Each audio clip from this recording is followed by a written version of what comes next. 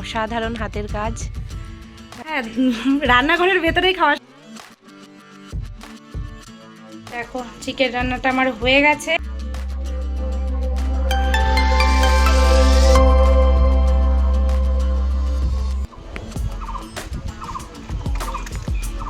হ্যাঁ,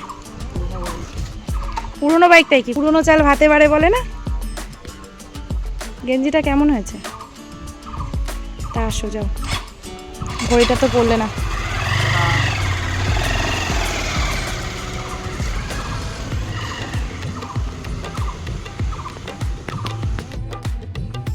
এই যে হ্যাঁ, ওয়াও, তুমি ডিজাইন ডিজাইন সব করা। মানে তুমি নোটটা রেডি করেছিলে কি? ওটা পুরো সাদা ছিল। আচ্ছা, ওনার কোনো জায়গায় এই তো গোল্ডেনের সমস্ত কিছু তো তুমি করেছো, দেখেই তো বোঝা যাচ্ছে। করছি। আচ্ছা, আর ওই শাড়ি ঠাড়ির ডিজাইন সব? শাড়ি পুরো শাড়ির রং ঠং সব এক 10 কোটি রং আনছি। বাপরে, অসাধারণ হাতের কাজ। রাধাকৃষ্ণ সম্পূর্ণ যে হাতের ডিজাইন ডিজাইন, যে ফেব্রিক খুঁজতে গেছিলাম, যে সাদাটা দিয়ে করেছি। কি সুন্দর লাগছে বলো তো। লেহেঙ্গাটা সুন্দর হয়েছে না? নিচের কাজটা? হ্যাঁ, নিচের কাজটা দারুণ হয়েছে, এত ছোটর মধ্যে। কালার কম্বিনেশন গুলো ভালো হয়েছে বলো। কালারটা,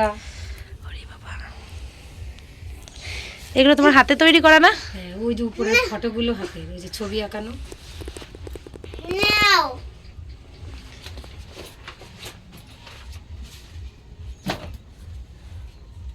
চলে এলাম দোকানে, আর দোকানে এসে এই যে দেখো আমি কি কি নিয়েছিলাম আমার নিজের জন্য, সেগুলো নিয়ে তোমাদের সাথে একটুখানি শেয়ার করছি। আর দোকানের জন্য যা যা নিয়ে এসেছি সেগুলো তো আর কিছুই শেয়ার করিনি। আর এই দেখো একটা ফেস ওয়াশ নিয়ে এসেছি ট্রিটি অয়েলের। তো আমি এই ফেস ওয়াশটা আর এই ক্রিমটা এই যে প্রথমে ইউজ করব আর কি। আগে তো তেমনভাবে কখনো কোনো ক্রিম ইউজ করিনি, ফেস ওয়াশ তো ইউজ করেছি। আর জনসনের যে ক্রিমটা ওটাই আমি একটু ইউজ করি, এছাড়া আমার তেমন কিছু শ্যুট করে না এটাই।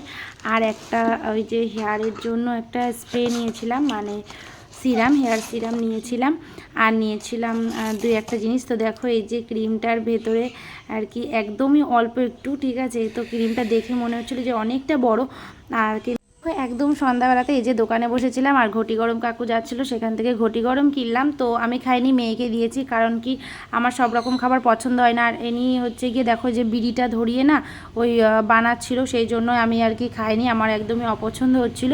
তারপরে এই যে সন্ধ্যাবেলাতে চলে এসেছিলাম একটুখানি পকোড়া বানাতে। তো চিকেনের মধ্যে মশলা টশলা সমস্ত কিছু দিয়ে দিয়েছি, আর একটা ডিম ফাটিয়ে দিয়েছি, কর্নফ্লাওয়ার দিচ্ছি। আর এখানে এই যে কর্নফ্লাওয়ারটা কে দিচ্ছে বলো তো?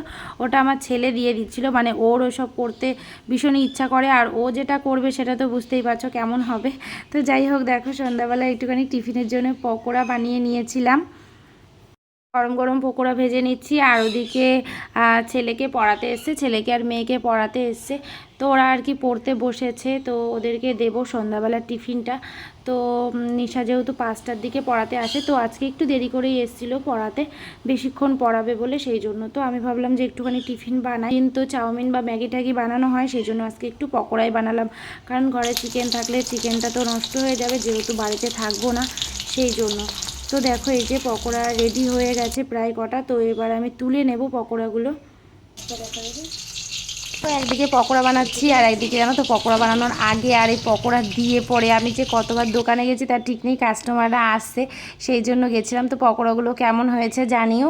আর যেহেতু কফি ঘরে ছিল না, নয়তো একটুখানি ভাবলাম যে একটু কোল্ড কফি বানাতাম, তো সেটা আর হলো না। তারপরে দেখো এই যে নিশাকে দিচ্ছিলাম, আর গরম, হ্যাঁ, রান্নাঘরের ভেতরেই খাওয়া শুরু করে দিয়েছে। একদিকে আমি ভাজছি আর একদিকে খাচ্ছে, দেখো।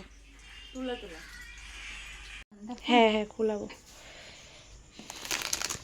সন্ধ্যাবেলা টিফিনটা করে মেয়েকে রেডি করে দিয়েছিলাম। ছেলে আর মেয়ে গেছিলো বাজারে, যেহেতু তোমাদের দাদা ভাইয়ের দোকানে মানে পুজো হয়েছিল তো আর কি হালকাতা মতো, সেই জন্য ওই দোকানে গেছিলো ওরা ঘুরতে।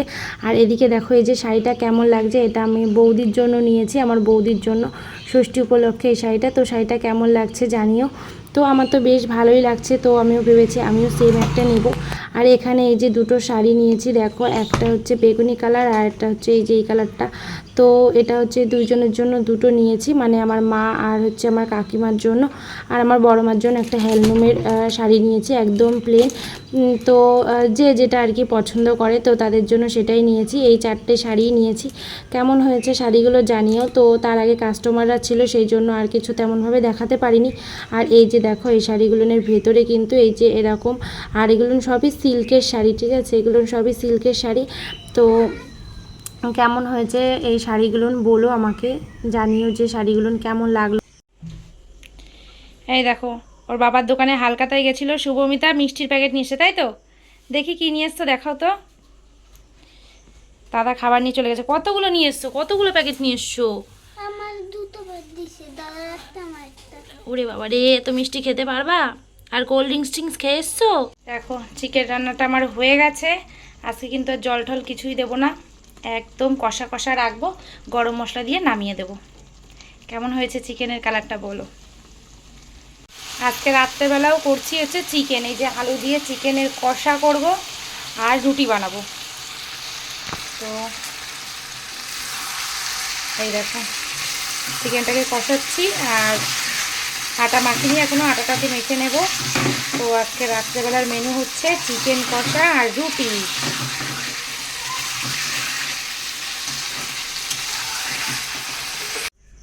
দেখো চিকেনটা হয়ে গেছে আর এদিকে আটা মেখে রুটি এই যে বানিয়েও নিচ্ছি।